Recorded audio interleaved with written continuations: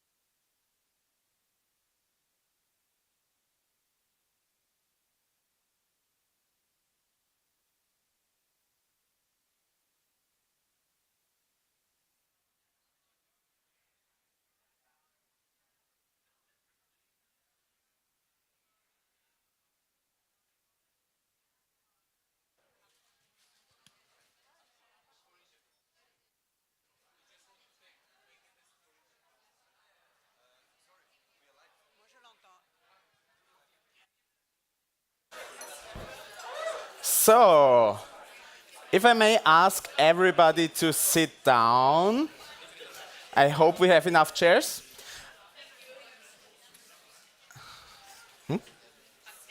Also, thank you.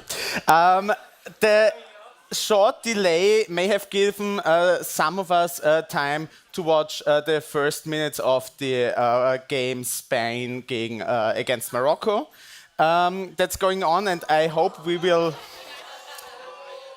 That's bitter for some of us. And I hope we will find out the result after this event tonight. I want to welcome everybody joining us here in Vienna as well as online for tonight's outreach event, LGBTIQ rights under threat. Tonight we're going to discuss with an interesting panel and great speakers the current state of LGBTIQ rights in Europe and our perspective for a more equal and just society in Europe. Some organizational details in the beginning. There is a translation possible as well online as for those of us here, for all who got a headset or still getting it at the moment. The German translation is available under 1, the English one under 2, and the Spanish one under 3.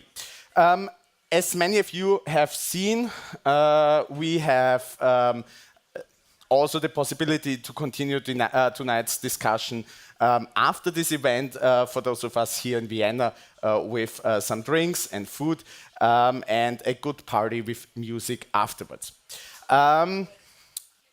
I want to welcome all of you. I want to thank the group of Socialists and Democrats in the European Parliament, especially, of course, one of our 5 great MEPs from Austria, Andreas Schieder, and his team for organizing this event, for hosting it together.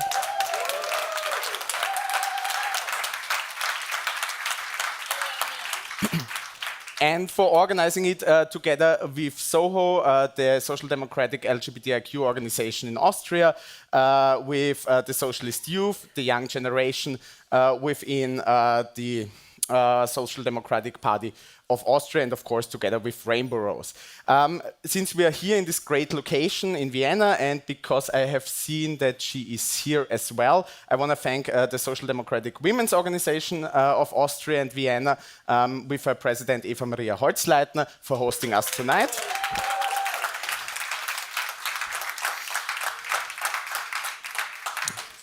And now we will get started. LGBTIQ rights under threat is a topic that's probably more important now than ever. We're not just talking about LGBTIQ rights, we're talking about a broader backlash against equality and against the rule of law in Europe and also in many other parts of the world. So I'm looking forward to a great discussion with you. There will also be the possibility to participate for the audience later on. But now, to get us started, I want to welcome the president of the S&D Group, Irache Garcia Perez, to the stage.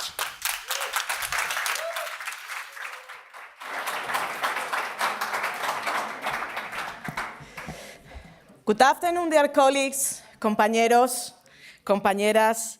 Es todo un honor y un orgullo poder participar en este evento hoy por muchas razones. Por estar rodeada de compañeras y compañeros con los que siempre hemos luchado por los derechos LGTBI en Europa. Por debatir sobre nuestras propuestas y el futuro de los derechos LGTBI en Europa y en el mundo. Y también para remarcar que el grupo de socialistas y demócratas ha sido el grupo que ha liderado en las últimas décadas todos los derechos LGTBI junto a la sociedad civil, porque sin la sociedad civil nuestro papel no hubiera sido suficiente. Todos los avances en estos derechos en nuestros países, en nuestros partidos y a nivel europeo tienen la marca de nuestra familia política. Y por eso, como familia política, debemos estar orgullosas y orgullosos de lo que hemos conseguido. Ahora hay movimientos políticos a nuestra izquierda y a nuestra derecha que se autoproclaman garantes de ellos. Celebramos que estén en la causa, hay que reconocerlo. Está bien que haya otros partidos que también defiendan esta cuestión, pero también hay que reivindicar nuestro trabajo, porque es un elemento fundamental. Como grupo hemos sido el primer grupo político en el Parlamento Europeo en tener una estrategia LGBTIQ ya en 2016. Y nuestro compromiso es firme en nuestros partidos nacionales y también en el PES y con el Rainbow Rose. Estoy muy contenta y creo que puedo hablar en nombre de todo el grupo de tener a Marc Angel como copresidente del intergrupo LGBTIQ, con lo que conlleva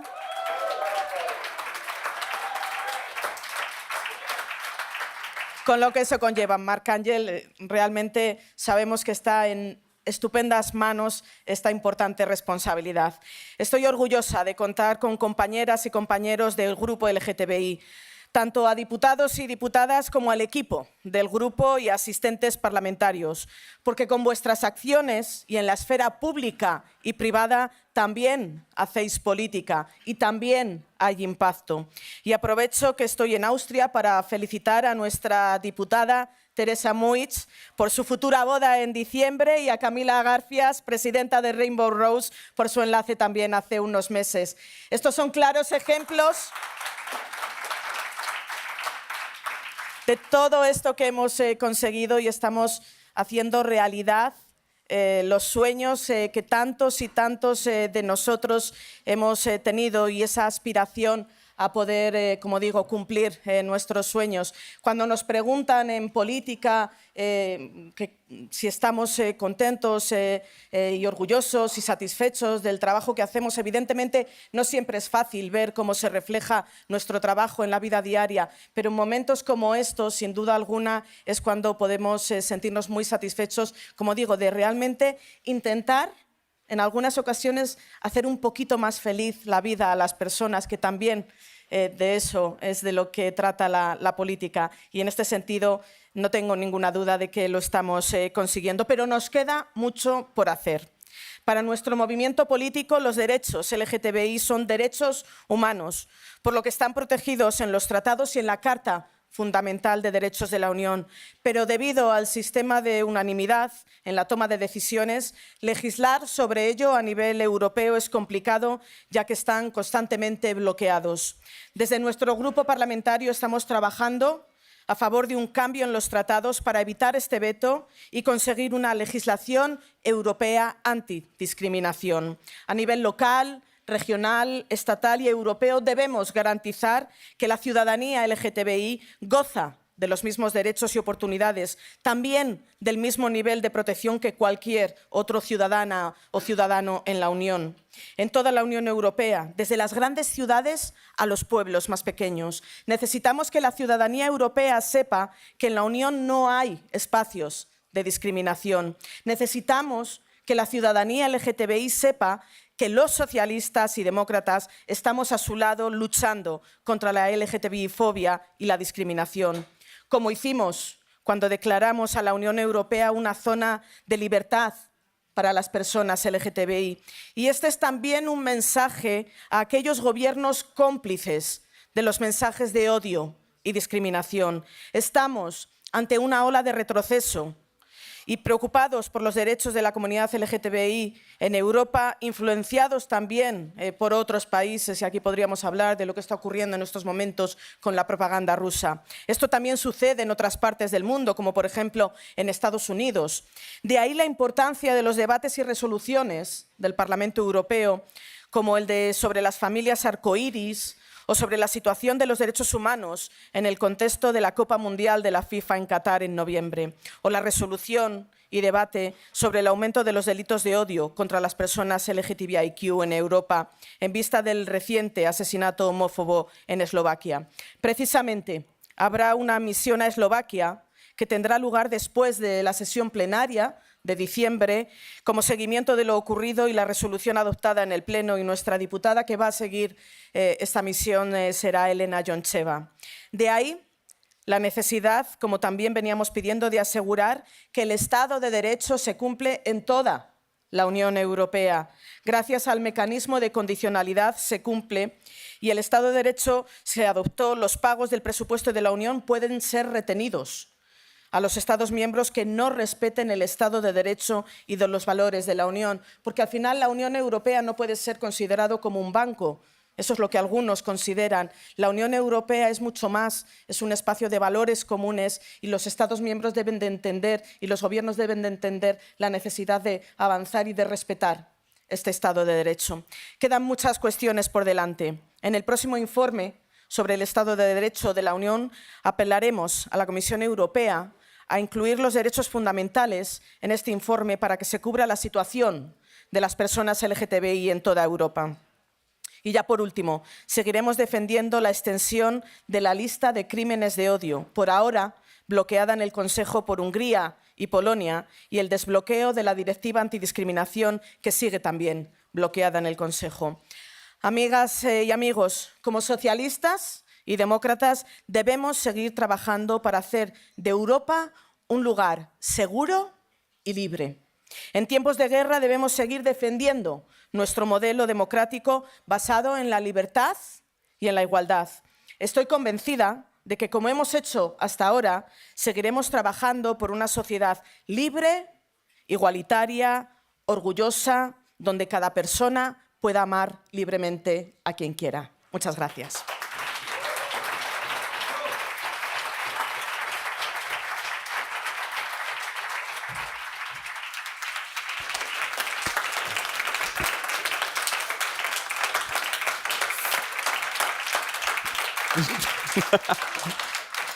The applause speaks for itself. Thank you. Thank you for also pointing out how much we still have to do to reach full equality in Europe. And I think I speak for the community in Austria, but also in many other countries. We know that we have an ally and a friend with the S&D group, and that is good to know, especially in times like these. You pointed out how important also the work of the LGBTIQ intergroup in the European Parliament is, and we're happy to hear from Mark later. One of the things we are especially proud of in Austria at the moment is that, thanks to a socialist initiative, we since a few months have our own LGBTI intergroup on the national level in the national parliament. And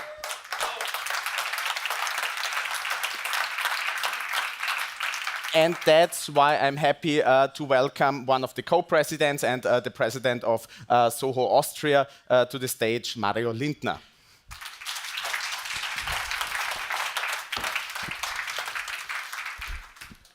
Meine sehr geehrten Damen und Herren, liebe Genossinnen, liebe Genossen, es ist ja, LGBTIQ-Thema hat immer was mit Vielfalt zu tun, darum rede ich heute auf Deutsch, weil mein Englisch ist nicht unbedingt ganz so gut. Ich werde in Österreich immer wieder gefragt, wenn es ums Thema LGBTIQ geht, was wollt ihr denn noch? Weil, wie Sie vielleicht oder wie ihr ja wahrscheinlich wisst, in Österreich dürfen wir heiraten, wir dürfen Kinder adoptieren, Männer, die Sex mit Männern haben und Transpersonen dürfen seit 1. September Blut spenden. Also man hat einiges in Österreich erreicht. Und trotz alledem gibt es Themen, die bis jetzt unbehandelt sind. Wenn wir über den Diskriminierungsschutz im privaten Bereich, also sprich für Dienstleistungen und Güter sprechen, dann gibt es den in Österreich immer noch nicht. Wenn wir darüber reden, dass es ein Operationsverbot an intergeschlechtlichen Kindern geben soll, dann gibt es das in Österreich noch nicht und viele andere Themen mehr. Und gerade deshalb ist es so wichtig und ich bin sehr, sehr stolz darauf, dass ihr da seid und dass ihr diese wichtige Konferenz und dieses wichtige Thema da heute in Wien behandelt. Aber nicht nur, wenn es um LGBTIQ-Rechte geht, müssen wir Sozialdemokratinnen und Sozialdemokraten, glaube ich, immer an der richtigen Seite der Menschen stehen. Da geht es um LGBTIQ-Rechte, da geht es um Frauenrechte, da geht es um Menschenrechte generell. Wenn wir momentan aktuell in den Iran schauen, dann müssen wir Sozialdemokratinnen und Sozialdemokraten wissen, was wir tun. Und wir müssen extrem laut sein und immer, wenn es darum geht, Frauenrechte klein zu halten, dann hat die Sozialdemokratie in Österreich, in Europa und ich glaube auf der ganzen Welt eine Antwort zu geben. Das Gleiche gilt für Menschenrechte, das Gleiche gilt für LGBTIQ-Rechte. Ich freue mich, dass ihr da seid. Ich freue mich auf eine ganz spannende Diskussion. Lieber Andi, vielen Dank, dass du das ermöglicht hast. Liebe Evelyn, vielen Dank, dass du da bist und ich darf vielleicht was verraten. Die Evelyn und ich haben ein gemeinsames Buch herausgebracht. Der Titel heißt Radikale Solidarität, weil Vielfalt immer eine soziale Frage ist. Und der Denkanstoß, den wir mit diesem Buch quasi geben wollten, ist folgender. Immer dann, wenn wir um LGBTIQ-Rechte kämpfen, immer dann, wenn wir um Menschenrechte kämpfen, immer dann, wenn wir um Frauenrechte kämpfen, dann geht es in einem Atemzug auch immer um Sozialpolitik, um Gesundheitspolitik, um Pensionspolitik, um Arbeitsmarktpolitik. Und wir dürfen als Sozialdemokratinnen und Sozialdemokraten eines nicht machen, wir dürfen uns die Themen nicht gegeneinander ausspielen. Und was noch viel schlimmer ist, wir dürfen die Menschen nicht gegeneinander ausspielen. In diesem Sinne, hoch die internationale Solidarität.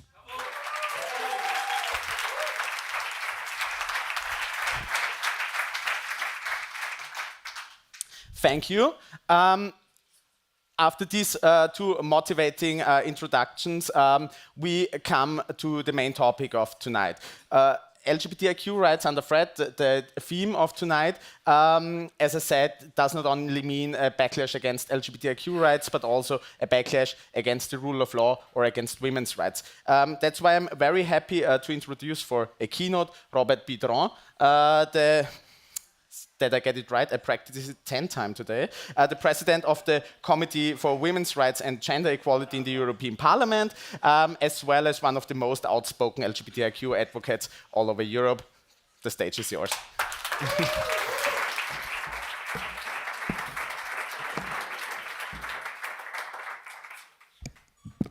Good evening, everyone. It looks like I'm not the only gay in the village tonight. Am I right? Yes, after these motivation speeches, the line is really high for me, but I try to handle. And yeah, indeed, I have a feeling that we are to discuss tonight not only that winter is coming concerning the weather, but also concerning the LGBTIQ rights and the fundamental rights all around Europe and all around the world. And I have a feeling that, of course, we might be happy that and discuss if the glass is full, half empty, or full empty. But the issue is there, and we feel it. And when we look at the crises, the COVID-19 crisis, the economical crisis, the war crisis, we see that there are always scapegoats of this crisis. There are always somewhere the people to blame for the crisis. There are always victims of this crisis. And we in our committee and my colleagues can say it clearly, that we see it very clearly that girls, women, minorities are the easiest scapegoats to blame of everything. And I'm starting this not to scare you, but to tell you that this situation has its real victims. That when you use the hateful rhetorics, when you use the hateful speech, then there are real victims. From hate speech to hate crimes, it's a very short way. And we should learn from that. You know, I come from Poland, and you probably see Poland as a very conservative country. But I come also from the country which has its history. The history of my country is not only sweet, but it's also bitter. It's a history of a country where we had our past, which was terrible. And I thought it will never happen again. That the freedom zones, the zones free of something, are only in the textbooks. And this is not the case. I thought I only will learn from that, from the history books, and it's not the case. 30% of the Polish territory is LGBTI free zones.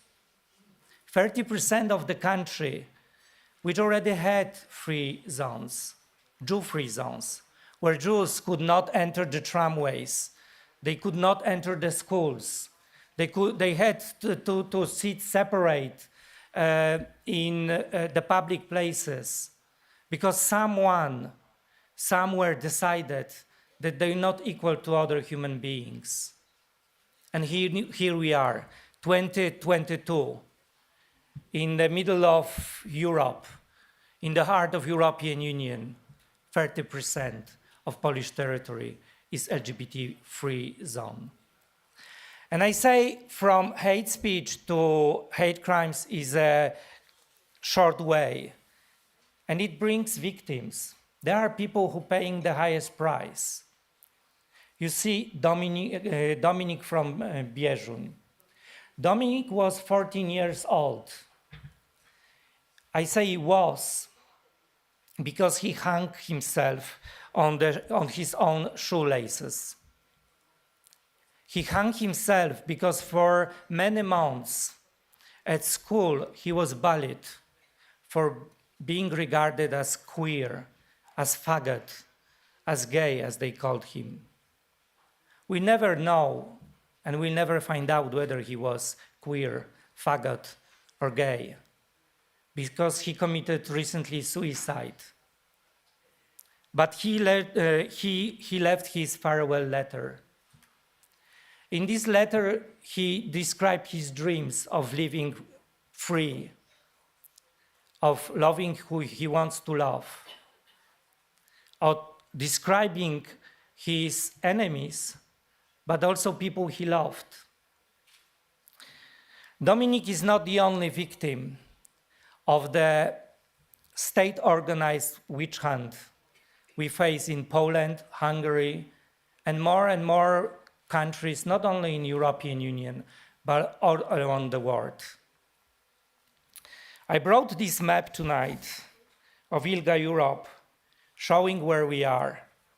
This is today's Europe, a Europe of inequalities. This is a continent which we regard as the safest continent in the world, where our own citizens still don't have equal rights. where the citizens are being divided for better category and worse category, where they have more rights and less rights. Should it be the case in 2022? We as social democrats, we as progressive, we have this special duty not to tolerate this kind of situation. We have a moral obligation to globalize. We might say we are against globalization, I would agree. But there is one thing I would agree in globalization. We need to globalize human rights. This is our duty.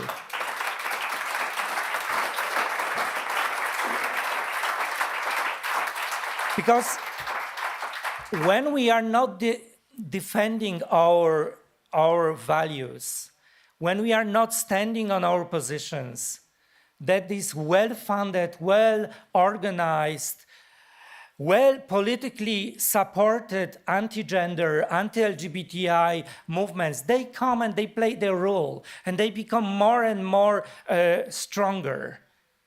We see it in many countries all around the world and in Europe. We see how they are also hijacking the values which are fundamental, like family values, like children's rights, and they use them for the wrong purpose. And who, if not us, should be the reference point for all those people, not only LGBTI, but women, minorities, ethnic minorities, all the people who feel excluded, marginalized, discriminated, who, if not us progressives, we should defend their rights. We should stay on our positions. It's our duty and it's our obligation.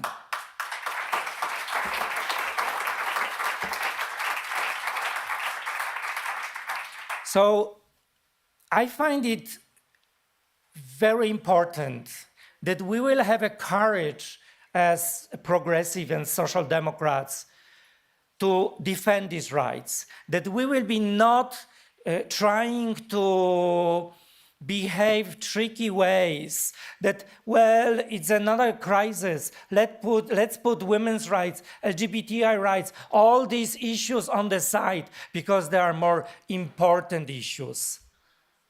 Like in my committee, which I have honored to chair, the FAM committee, where I see it clearly how these issues are being treated.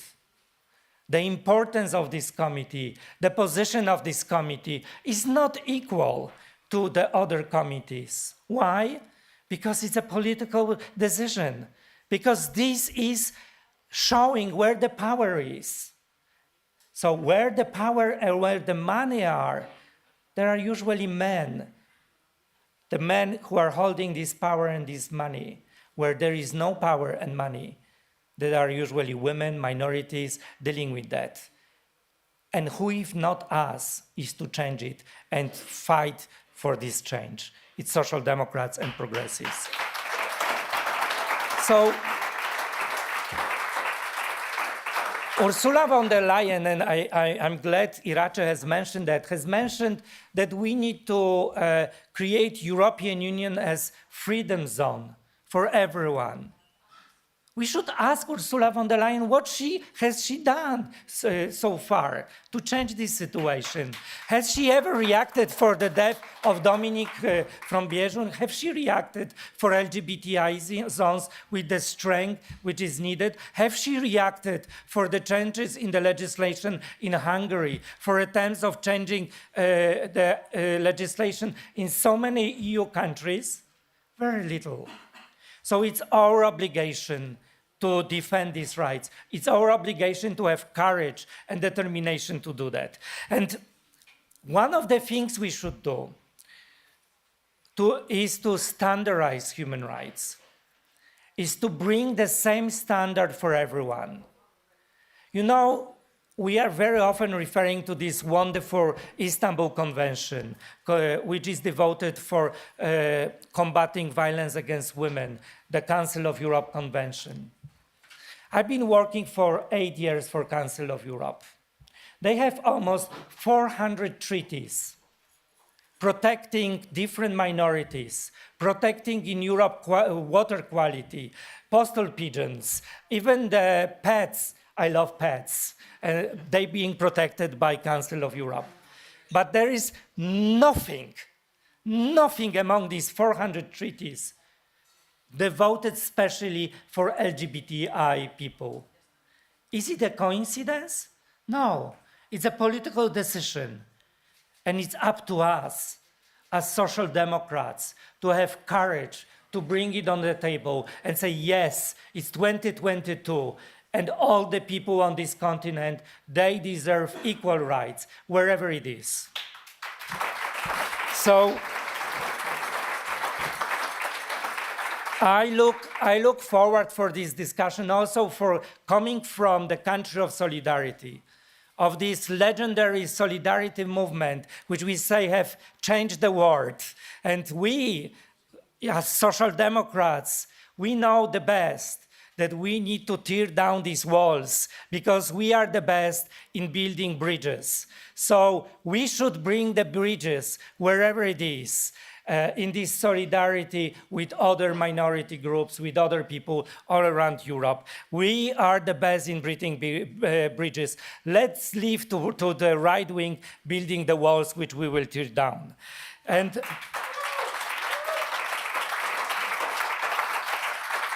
so what we need now is this solidarity, but also courage to change the situation.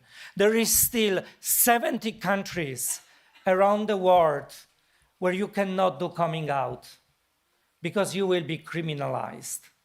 There are 11 countries where for the same-sex relation, there is death penalty. This is our moral obligation. Also to remember that there is world outside our bubble, that there are people dying for being whom they are. And who, if not us, as social democrats, is to change it. So, coming to the end, I have this feeling that this is our time, that this courage, this strength, this ambition to have dreams, it's our challenge we are facing in these difficult times. But people are counting on us. People are really counting that we will have this courage to put these things on the table, that we will be protecting people, that we will be fighting for their rights, because who if not us? And being in Berlin, being in Austria, I must to finish with that. I must to finish with this famous sentence of Conchita Wurst. We are queer, we are here, get used to it because we are unstoppable. Remember that.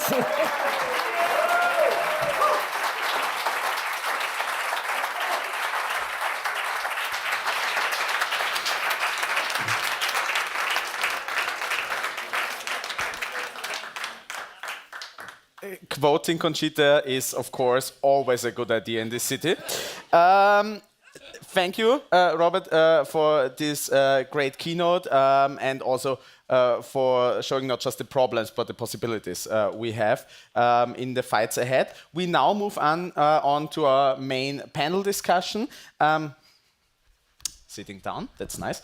And I therefore want to welcome to the stage Marc Angel, the co-chair of the LGBTI Intergroup.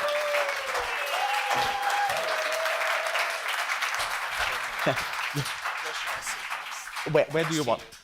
Next to you. We are going to be the queer corner here. Next, Evelyn Regner, our Vice President of the European Parliament.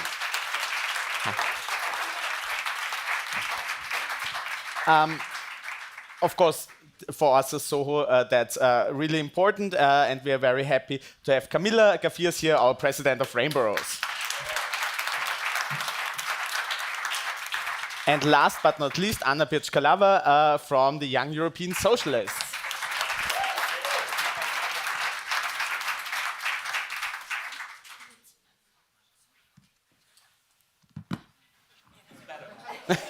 Yeah, we would have had slightly a gender gap here. But Mark, even though you ran away, let me start with you. I want to pick up with something Robert just said. We have to globalize the fight for human rights. I think many of us, looking at the medias, looking at our own experiences, see a backlash that we are facing. Even though we made incredible progress over the last decades for LGBTIQ rights, while we are meeting here under the topic LGBTIQ rights under threat, not long from now, the right wings in the European Parliament are going to meet under the motto, under the shadow of the rainbow.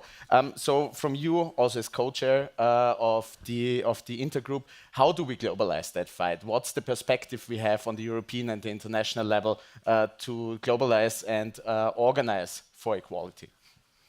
Well, it's very important to have many allies, and I'm so happy that so many allies are here in the room, and also in the European Parliament, because the LGBTI intergroup in the Parliament is the biggest intergroup. We have 157 members from 5 political parties, so it's a cross-party movement. And of course, these members are not all LGBTI persons, but they are allies, and that's so important, this allyship. We need civil society as allies, but also we need allies in politics, and I think this is very important. And I'll give you another example. When we had this resolution declaring the European Union an LGBTI freedom zone, just to counteract what happened in Poland, we had 498 votes in favor of that resolution out of 705 MEPs. And I think that was a day where I was very proud. I said, I'm not alone, and this is important. And this is, I think, also why I'm a social democrat, because I knew I was never alone. I studied here in Vienna in the 80s, and I was every evening in the Rosa Lila Villa, which was the city of Vienna, the Red Vienna, who gave that Yes. together with civil society. And then I knew already, wow, social democrats, they are fighting for minorities, and this made me also become a social democrat and an activist. So. But to globalize, first we have to Europeanize, and we have to defend the rights that we have, and we have to convince others to go the same way. And you know, fighting for LGBTI rights, it's no extra rights. There's no extra rights. It's the same women's rights. Women don't want extra rights. They just want equality, the same rights. And this is the message we have to give. And there is this anti-gender movement, which is horrible. They call me an ideology. I mean, being an LGBTI person is an identity. It's not an ideology. And these people, they are the ideologists. And why? Because they are ultra-religious. They want to defend patriarchy. They don't want changes in society. They don't want equality. They are afraid of equality. And therefore, I think we have to really work together. And I think also women's rights, children's rights, and LGBTI rights are under threat. You know, and we see patterns in Poland. It started with the LGBTI, and then the women's rights were under threat. Children's rights are under threat. They want to ban sexual and relationship education in school, which is terrible, because this is important that children have good sexual and relationship education, age-adapted and comprehensive, because it makes them stronger, it makes them resilient against abuse later on, and it makes them. Some people do not, it prevents suicide, etc. So these rights, we have to defend them, and we do it in the European Parliament. We also, you know, there's the LGBTI strategy, which also has an external dimension. We're doing it in our dialogue with our neighborhood, in the framework of the neighborhood policy, with the candidate countries, and I think we have already achieved some progress there too, and that's how we will do it. And I think we must pay very much attention that the Russian anti-LGBTI dialogue is already picked up by the Hungarian government, by some other far-right policies. They just copy that same language Russia uses, and we cannot tolerate that. Also, in the time of the war, we have to be very careful.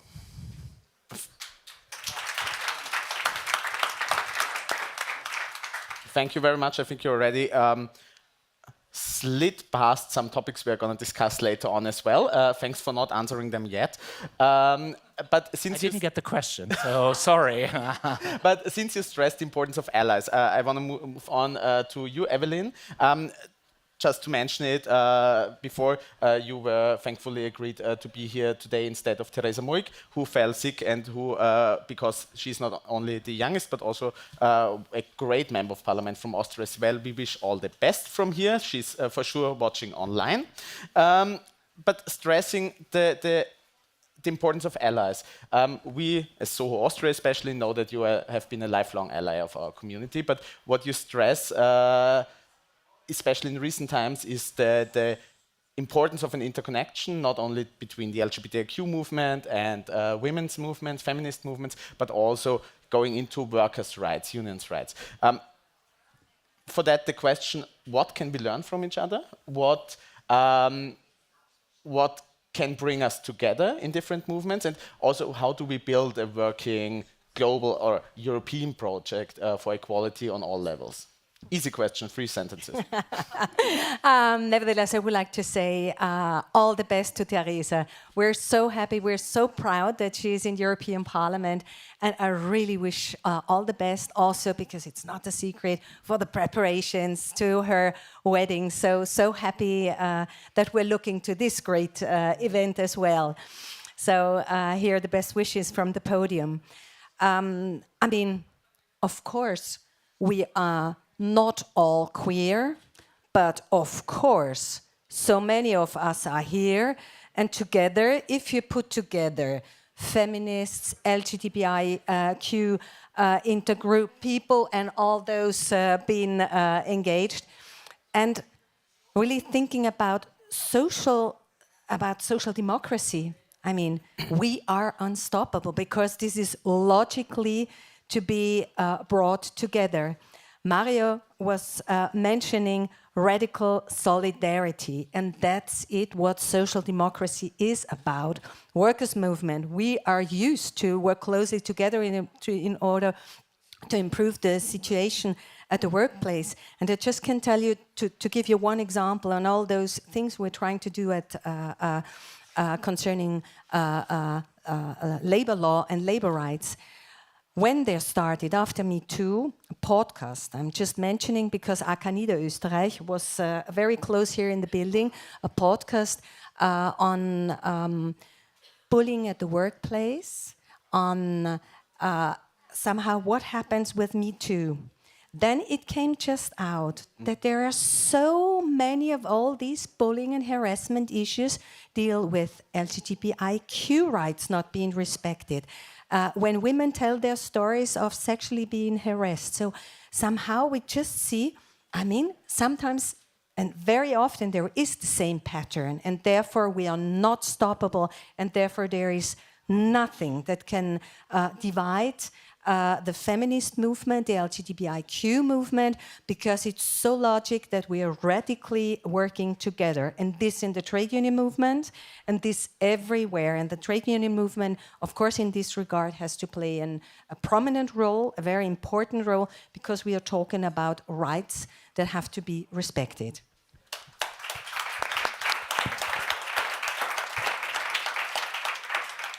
Thank you, Evelyn.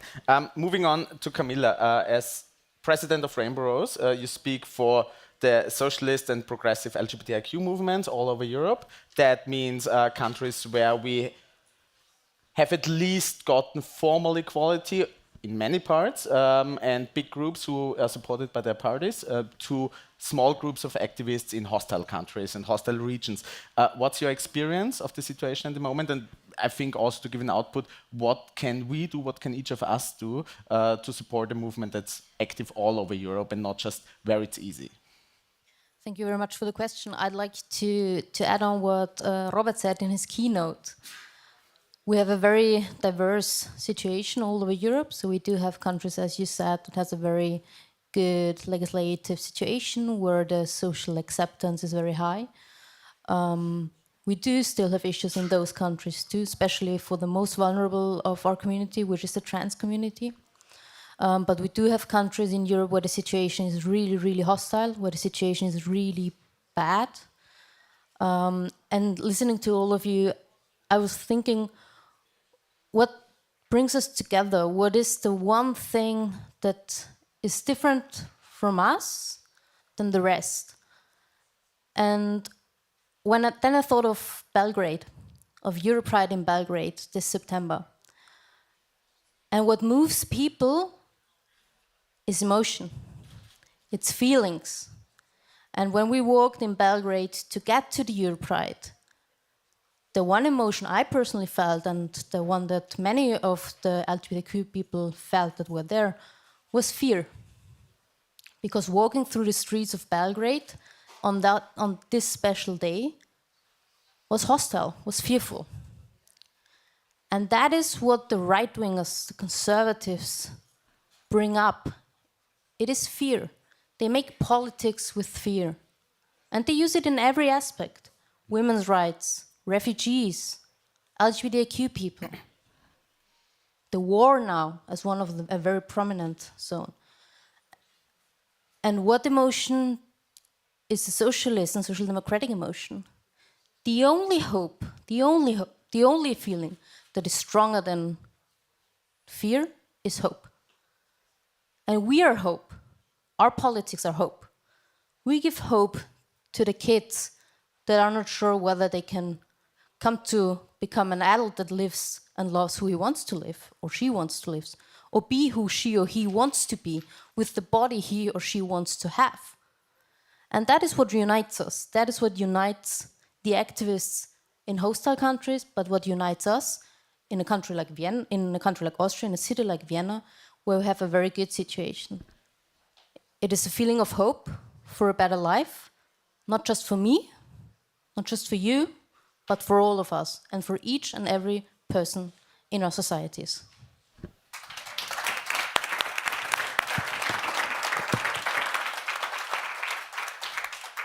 That could already have been the closing statement. But we have still a discussion to go. It only get worse than now. Just for the one speaking after you. Anna, you know, I'm thinking about something also Robert said. You are quoted very often tonight. It was a really good keynote. From hate speech to hate crime, it's a short way. As working with socialist youth organizations all over Europe, I think especially the young generation sees a new wave of hate. In many different countries, we see it online. We saw it in the US a few weeks ago. Unfortunately, we saw it also in Europe, in Oslo, in Bratislava. Working with young people and taking up the topic Camilla just raised about hope. What hope can we not just set into the next generation, but how can we work with them and organize the energy that is there to create a more equal and safe and just Europe? Thanks a lot for the question, and I also want to repeat what has been said by Robert and by speakers in this room, that unfortunately every word we are saying, every negative comment online, in real life, every hate speech has an effect on people, and especially on young people, because we all know that young people are most affected when it comes to crises. We are the ones struggling the most with mental health. And if you add to all the economic turmoils we are right now, again, the bullying and the hate speech everywhere, then it really drives young people to a limit. And we have seen unfortunate examples to that. You mentioned Bratislava, and Mark very rightly mentioned about right-wing populists calling LGBTIQ issues ideology. But we must really think that this is not an ideology. This is the persons' lives. This is ruined families. This is ruined friendships. This is ruined lives. I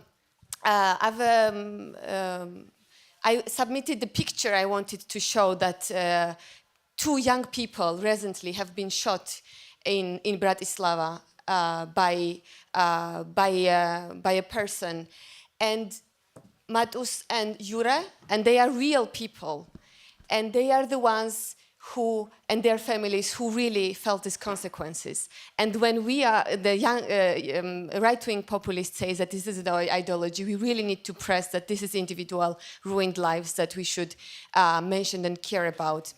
But of course, I want to continue what Camilla said about the hope. I think that we as a social democrats, our strength as a political family is that we are good allies with each other. I felt like I'm representing young people, young European socialists, and I feel a lot of support from S&D, from PS, for our sister and partner organizations, that whenever there is an issue that hurts us, we are always supporting each other, we are standing together, and that's why our struggle is so strong. And it was rightly mentioned that we are not the party or organization only with a single issue struggles. We are intersectional and we are also international, and I think we always need to remember that till all over the globe we achieve what we want, we are not really finished with our struggles and fights. Thank you.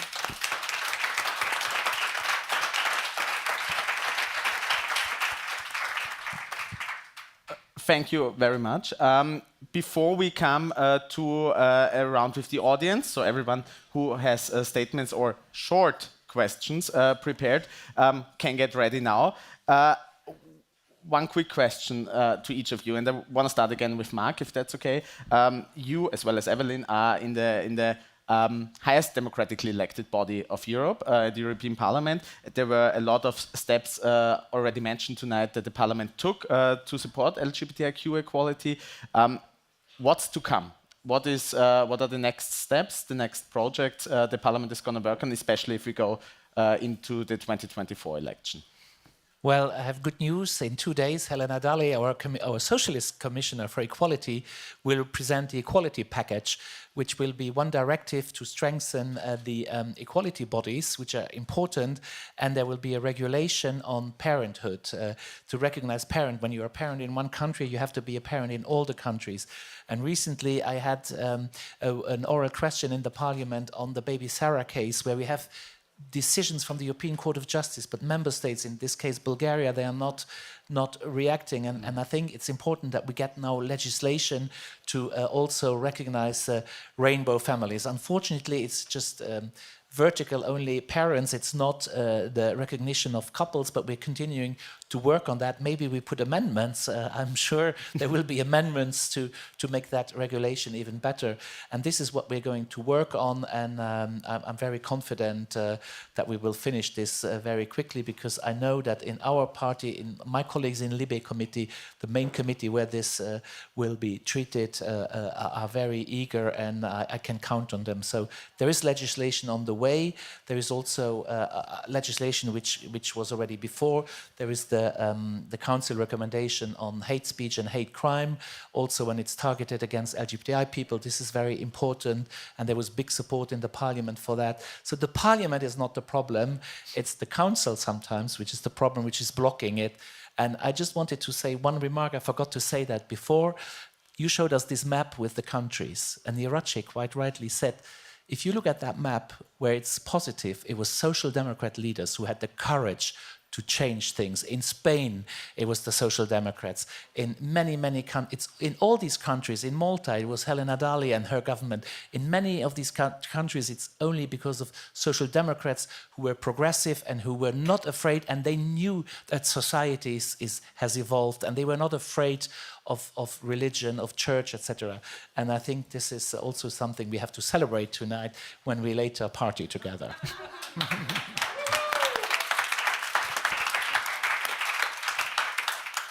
Someone is already looking forward.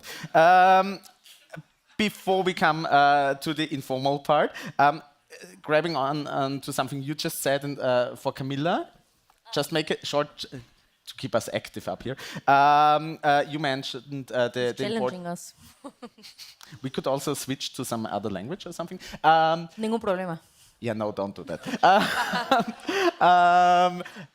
You mentioned the importance of the countries, in the council especially, blocking legislation. Now, we have the situation in Austria, and you are from Austria, where we just celebrated 1,000 days of the conservative and green government, and what was the best of both worlds turned out to be the worst of both worlds. We have seen no progress when it comes to women's rights, to equality, especially not for the LGBTIQ community. And seeing that governments like the Austrian government block legislation and progress on the European level, what can we do and bring to a European perspective? Oof, that's a good question. Tough one. Truth is, I think that being very loud and outspoken and having an active opposition, as the ones that we have at all the levels, is only one side of the card. So to point out what the government is failing to do, or is telling us they're working on but never delivering it, because that's basically what they are doing in Austria. Is like they're talking a lot about work they're doing, but they never deliver any results. So the one thing is to point out and to call out the ineffectiveness or the inaction of people. But the other thing is, in my opinion, is to give them the radical contrast. Wherever we are in charge and in government, as Irache said, and as Mark Angel also pointed out one again, we have to deliver. Because if we don't deliver, we are failing the people that are ruling for us. We're failing the people that are putting their hope in us. And we also have to hold those of our party family accountable that are failing to do so. And truth be spoken, there are countries, there are cities and there are regions where our own party members and our own party families are failing to deliver. So I always believe there's two sides of the things. When we're in charge, we do have to do it. We do have to do it effectively, we do have to do it fast, and we have to do it in collaboration with the NGOs, always. And if we're not in charge, point it out, shout out what they're not doing, but also always deliver what we would be doing in their case. We have to have a plan, and we have to present it, and we have to deliver it.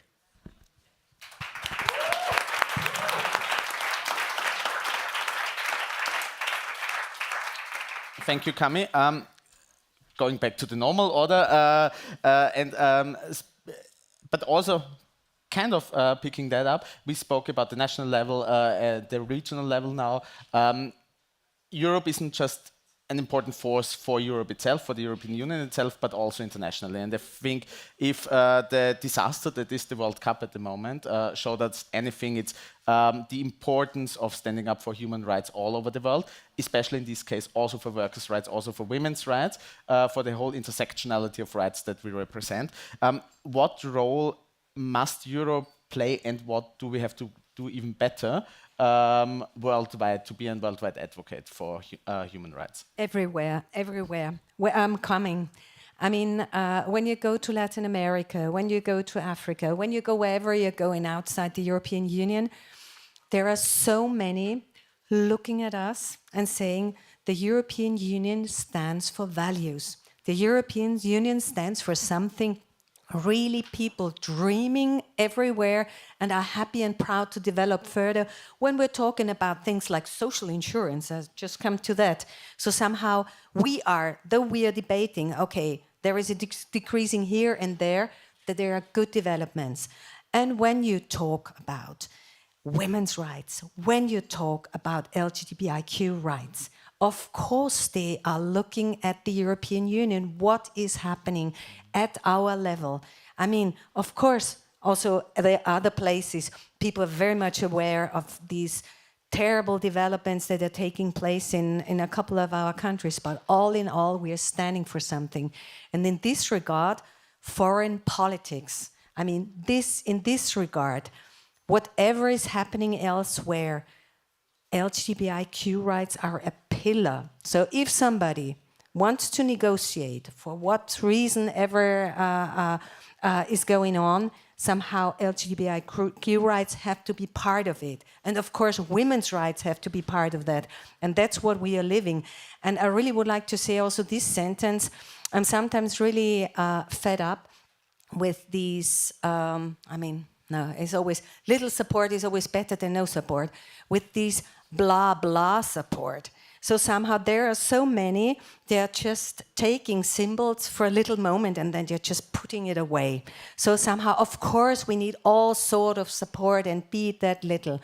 But what I expect is also in our, from European governments, that they're really doing something more than just saying, okay, I take a little symbol of the rainbow and I take a little, say a little bit here and a little bit there. What we need is really active legal measures. And this has to be done at the UN level, this has to be done at peace negotiations, and this has to be done absolutely everywhere.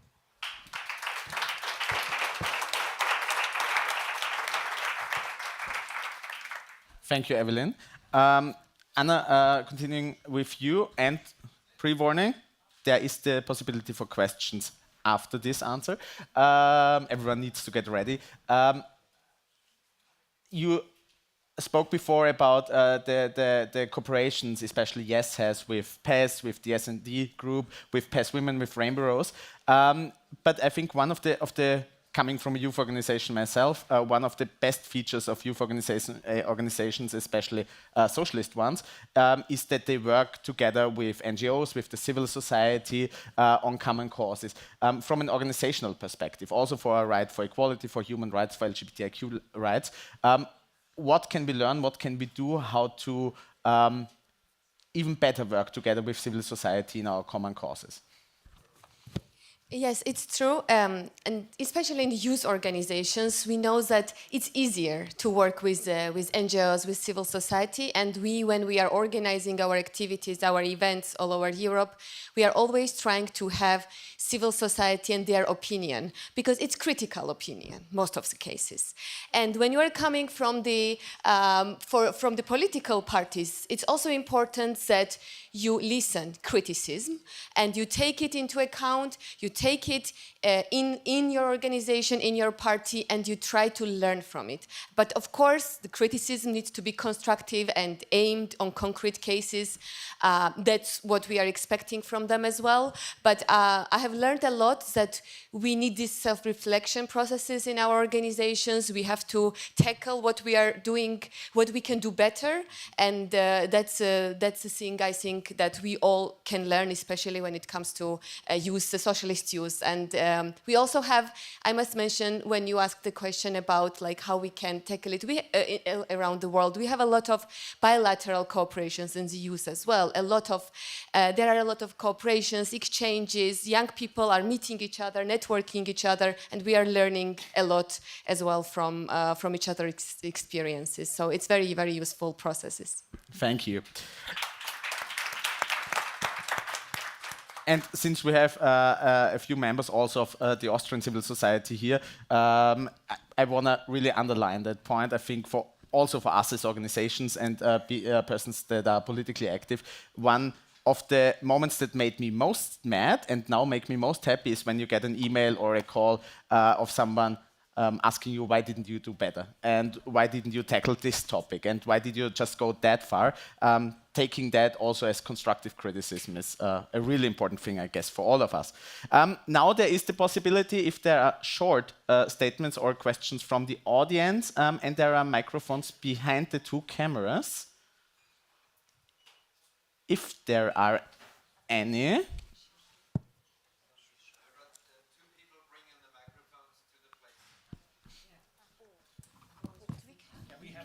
Yeah.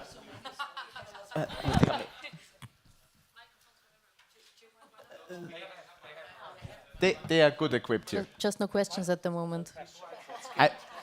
I think you answered all the questions already, or everyone is looking, not the party, but the discussion on the personal level, the networking part of the event. If that's not the case, I think we are going to bring the discussions over to the informal part. A last question for you, since I didn't know till now, but I expect that S&D is coming back to Vienna 5 years from now, and we are going to host an even bigger event together. 5 years from now, what single cause that's most important for you have we achieved in Europe? Easy question. 5 years from now, in 2027. Okay, then I really would like to start and say that we finally get the horizontal directive, so no more discrimination.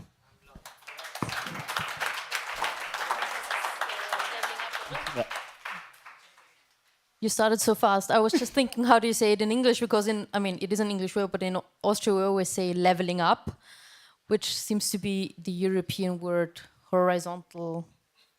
Directive. What was it? Directive. Sorry. So yes, because discrimination on the workplace, discrimination when getting a cab or when being at a restaurant. That's still so significant for the everyday life of people. And if that would change, that would mean so much, because then we would finally have a tool to at least act against those acts of discrimination. So yeah, what you said. As a representative of young people, I must voice the biggest concern I think everyone knows that young people have today. It's to live in a more sustainable planet, Europe and the world, of course. Yeah. Maybe my dream would be that in 5 years, no queer young European has to come out and say, I'm queer, that he or she or they can just live the life they are and don't have to identify as something, just be, because do you know any heterosexual 16-year-old girl or boy who goes to his parents and says, listen, mommy, I have to tell you something, I'm heterosexual, So I think we should just have a world where all the young people just can be who they are, love who they are, and then just have a society which sticks together and have more social democrat governments, so that this map will change, the map we saw before, because it's only us who change it. Also parents Voilà. could stop asking and Yes. could just say, who's your partner without a sex? Maybe Gender. I also brought a picture and I forgot to put it up. Maybe you can put that picture up. It was in front of the European Parliament, a very colorful. It was up. Oh, it was there. Yeah. Oh, I didn't see it. Okay. Yeah. I saw you beautiful people out there. So. There it is again. Yeah. Sorry, I was in green. Red makes me too masculine, so. Thank you very much.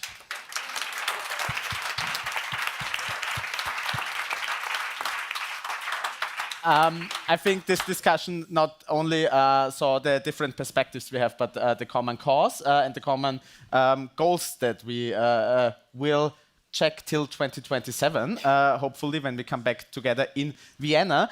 Before I ask for the closing statement, just an organizational point of view. After this, there will be the chance to discuss on a bilateral or a multilateral level over drinks and food. And in about 20 minutes, they're in Austria very well known, especially in the Austrian MEP group, DJ Bad T and Tatjana are going to play. So a good party is ahead of us. And now I would ask us down from the stage and Andreas up for his closing statements.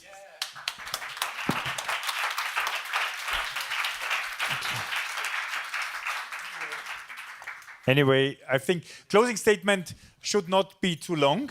It's the first lesson to learn. But it was called S&D outreach event. So I wanted to underline, as we have the meeting of the S&D group here in Vienna for the next days, the idea of us, all of us, was also to reach out with some topics. And the second point is, whenever we discuss about LGBTIQ rights, when you put something on the internet, on your social media, people are writing, don't you have any other problems?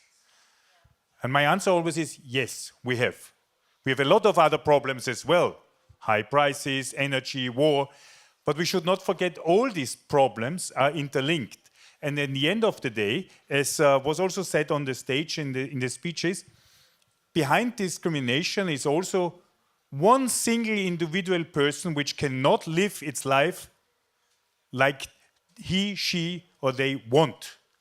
And at the end, social democratic movement is a quite simple answer. It is having a good life for everybody, irrespective which sexual orientation, which class belonging, who your parents are, whatever you are, simply to organize a good life for everybody, and also at the beginning of your life until the end of your life. It's also important, nobody has time to wait until somewhere, so we don't have time to wait for the next 5 years like Sebastian was asking us. We have to start now.